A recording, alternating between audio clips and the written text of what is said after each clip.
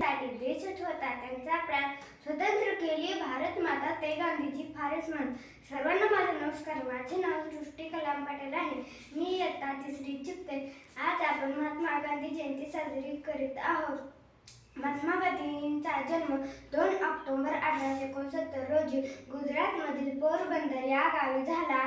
त्यांचे पूर्ण नाव मोहनदास करमचंद गांधी असे होते व त्यांच्या वडिलांचे नाव करमचंद होते आणि त्यांच्या आईचे नाव पुतळाबाई होते.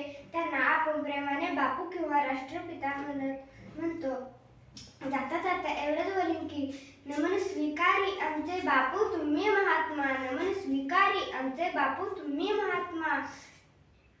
भारताच्या प्रगतीसाठी तुमचा अमर आत्मा, भारताच्या प्रगतीसाठी तुमचा अमर आत्मा.